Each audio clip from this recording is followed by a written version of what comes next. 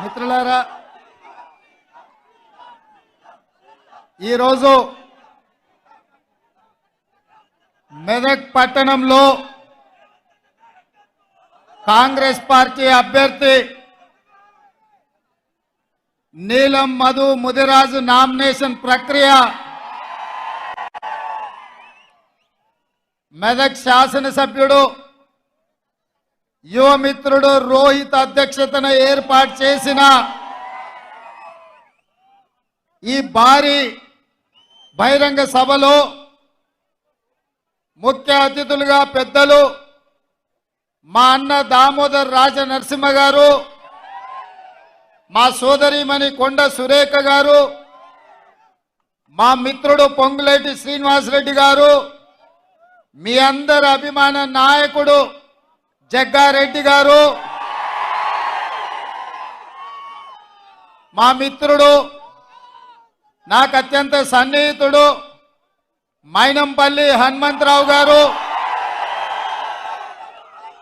దుబ్బాక నుంచి చెరుకు శ్రీనివాసరెడ్డి గారు, నర్సాపూర్ నుంచి ఆవుల రాజిరెడ్డి మదన్ రెడ్డి గారు, గజ్వెల్ నుంచి నర్సారెడ్డి గారు, అదేవిధంగా ఈరోజు అదేవిధంగా పటాన్ చెరువు నుంచి కాట శ్రీనివాస్ గౌడ్ గారు, చాలా మంది జిల్లాలో ఉండే నాయకులు, రాష్ట్ర స్థాయి నాయకులు, జిల్లా పార్టీ నాయకులు, మండల పార్టీ నాయకులు, గ్రామ శాఖ అధ్యక్షులు, ప్రాణ సమానులైన కాంగ్రెస్ పార్టీ కార్యకర్తలందరూ వేలాదిగా, ముఖ్యంగా మా ఆడబిడ్డలు ఎర్ర టెండకు మండు టెండలో మాడ బగులుతున్నా నీలం మధును ఆశీర్వాదానికి చేసిన మా ఆడబిడ్డలందరికీ కూడా మనస్ఫూర్తిగా ధన్యవాదాలు, అభినందనలు తెలియజేస్తున్నా. మిత్రులారా, ఈ మెదక్ గడ్డ మీద ఈ ఛత్రపతి శివాజీ సాక్షిగా శాసనసభ ఎన్నికలలో ఏఐసిసి అధ్యక్షుడు మల్లికార్జున్ ఖర్గే గారు, నేను మైనంపల్లి హనుమంతన్న ఇక్కడికి వచ్చి మా యువ మిత్రుడు రోహిత్ నామినేషన్ ఎప్పుడైతే ఏపించినామో ఈ రోజు కూడా మళ్ళా ఇక్కడి నుంచే ఈ ఛత్రపతి శివాజీ సాక్షిగా మేమందరం వచ్చి నీలం మధు నామినేషన్ ఇక్కడ ఏపిస్తుంటే వేలాదిగా మీరు వచ్చి అండగా నిలబడి ఒక బలహీన వర్గాల బిడ్డను మెదకు గడ్డ మీద గెలిపించడానికి మీ ఉత్సాహం, మీ ఊపు నాకెంతో సంతోషాన్ని, నమ్మకాన్ని కలిగించిందని నేను తెలియజేస్తున్నా. మిత్రులారా,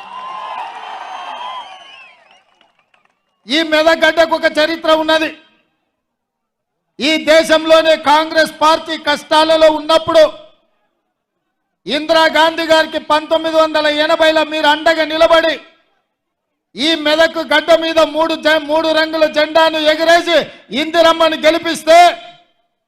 ఈ దేశానికే ఇందిరమ్మ ప్రధానమంత్రి అయి ఈ మెదక్ ప్రాంతానికి బిహెచ్ఎల్ తీసుకొచ్చింది, బీడీఎల్ తీసుకొచ్చింది, ఐడిపిఎల్ తీసుకొచ్చింది, ఇక్రిసాట్ లాంటి పరిశ్రమలు తీసుకొచ్చింది. ఆ పరిశ్రమలు రాబట్టి ఈ మెదక్ ప్రాంతం ఆనాడు కరువు కాటకాలతో ఇక్కడి రైతులు అల్లాడుతుంటే లక్షలాది ఉద్యోగాలు ఈ ప్రాంతానికి వచ్చి ఉద్యోగ ఉపాధి అవకాశాలు పెరిగి